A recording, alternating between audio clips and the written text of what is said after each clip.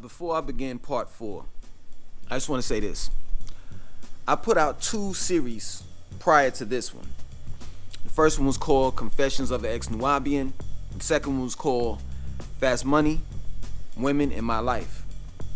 And both of those series, they did pretty well. I had the attention from you all. And it showed in the likes, the comments, and in the views. And I felt, I felt good, I felt good opening up myself to you all. And I felt as though that you all appreciated those 2 series based on, you all looking at the videos. Each and every one. Now, since I put out this series called Chronicles of an Ex-Alcoholic, part 1 did pretty decent. It's like 144, 149 views or something like that. Part 2 was like 111 or something like that. Part 3 fell down to like 90 views. So it's like, to me, from what I'm seeing, and also looking at analytics, the attention from my audience is going down. And this is a channel. And just like any other channel, like when you turn on the TV, you have episodes of shows. And if those episodes don't do good, guess what? The show gets canceled. So I'm here to tell you, if you like and enjoy this series called Chronicles of an Ex-Alcoholic, I suggest to you that you look at every part, that you share it, that you comment, you like, you interact with it. Other than that, I'm going to shut it down. I'm going to cancel it. If this part 4 doesn't do at least 100 to 150 views, and the rest of the parts as well, because I know my value, I know my worth. And here I am, I'm opening up my life to you all. The least thing that you can do is look at it, look at the videos.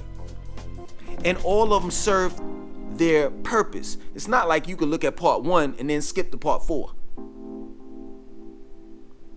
They all run all together.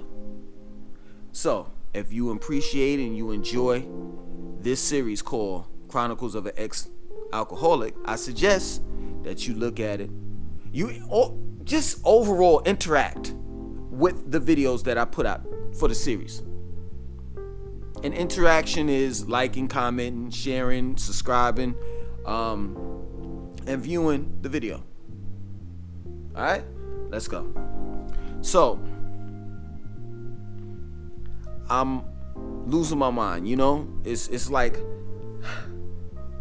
when stuff like this happens, I start to reflect back on my life. And at that time, I reflected back on, when I ran away from home, my father not being in my life, the disadvantages that I had. And it was like, here we go with this that I have to deal with. That I may possibly be someone's father or dad. And I wasn't ready for that in my life. Here I am, I'm living with my father. I'm living in New York, and New York is very expensive. I don't have to pay him any money. The only responsibility that I have is to take care of myself. And I'm not ready for a child. I'm definitely not ready for a child with a whore. So I'm saying to myself, man, my life is ruined. So I get up Monday through Friday. Of course, I do the same thing. Go to work. Friday afternoon, I'm like scared. I'm anxious. I'm scared. I want to know, what's the deal? Like me and Nene, we have this relationship together, right? I don't talk to her. She don't talk to me Monday through Friday. And then Friday night from Sunday afternoon, when it's time for me to go, that's when we, have our conversations. We converse. But other than that, I don't talk to her. So I don't know what's going on with it. You know what I mean? So I get on the LIRR, go down there, we're talking and everything is just normal. we getting high, we getting drunk, and all the rest of that stuff. And weeks go by, months go by. Now, of course, if she was, pregnant, she would be showing or something like that. If she had an abortion, I mean, that's kind of debatable, I'm more than sure that Toya would have told me because she's my cousin. That's her best friend, but guess what? Family comes first. So I just pretty much knew that she wasn't pregnant and that everything was straight. And overall, I just got tired of doing the same thing. I got tired of the hustle and bustle of living in New York. I got tired of going over my cousin's house and getting high and getting drunk, unknowingly that I was planting a seed. And that seed was a drug habit that I had to have my marijuana and my alcohol, whether it was beer, liquor, wine, on the weekends. And that seed was growing. So I just got tired of everything, and I packed my bags up. I told my father, yo, listen, I'm out. I really don't want to listen to your rules, because he's kind of like on some, man, you just leave and you don't tell nobody. You going for the weekend. I don't know where you at. One time, he because of course there's no cell phones. We didn't even have beepers back then. I mean, the drug dealers did, but I didn't have one, right? So my father didn't know where I was at, right? But one time, we went to Tompkins Projects. I'm hanging out, with my great uncle, visiting my great uncle and my great aunt, and that's Toya's. It's crazy because she's my cousin, but she's not my cousin. Like, she's my second or third cousin or something like that. You know how it is in the hood. Anyway, we are blood related though, right? So I think my great aunt and great uncle was her grandfather and her grandmother, something like that, right? So we were visiting them. We went outside and, of course, we got some 40 ounces and we drinking and everything. So my great aunt just happened to see us outside, and she wound up ratting on me and telling my father, what I was doing. So he was like, yeah, you be going, and next thing I know, I get a call from Tompkins Projects that you outside drinking. So I was like, man, come on, man. You know what I'm saying? I'm young, I don't want to hear that. So took the Greyhound bus back to North Carolina. When I came back to North Carolina, of course, I came back a new man, but not new in a sense of something positive. A new man, like in a sense of a new man with drug habits, right? So, some of my friends, they left off to go to college. One of them went to A&T, the other one went to Winston-Salem State, the other one went to Fayetteville State. People, my friends are rather, I'll call them my associates, because I really don't associate with them anymore. But at that time, they were my close friends.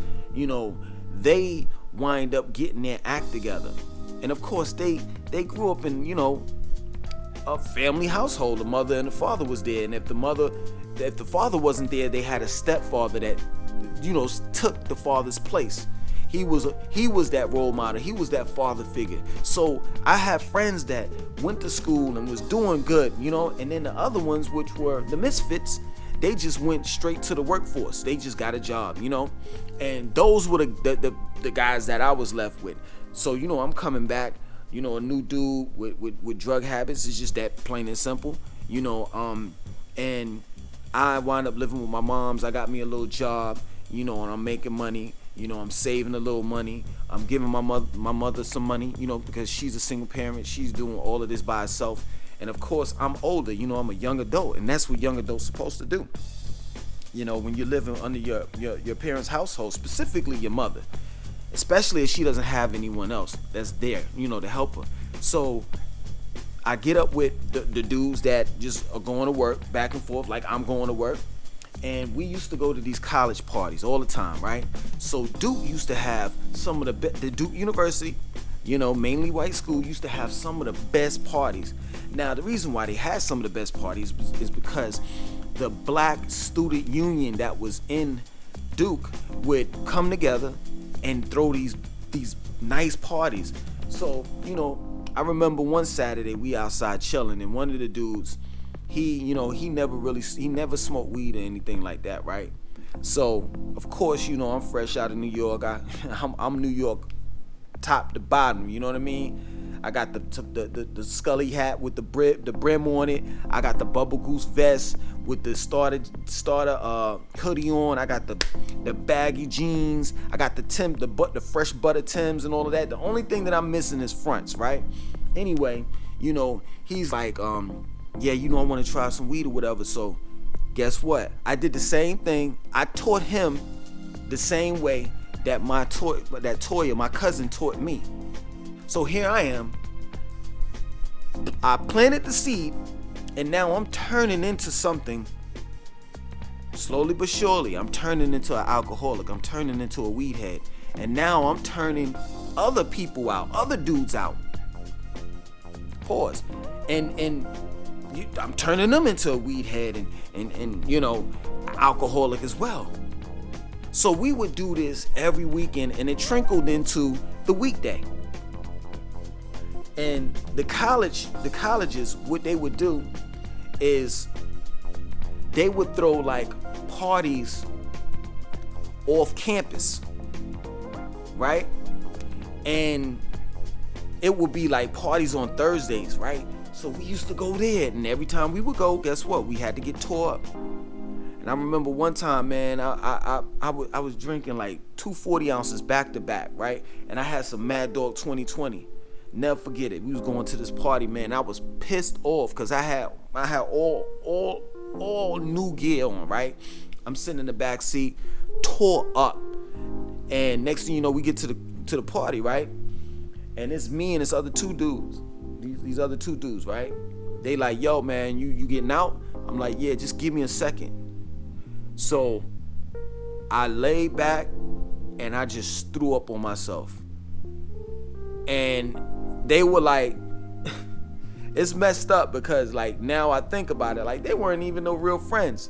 I threw up on myself and they were like, yo, man, you know, do you need me to do da da da da da? I was like, yo man, I'm messed up. And they got in there, they went in the club without me and just left me there, right? In my throw up. That's what happened, man. I planted the seed, and the seed was growing.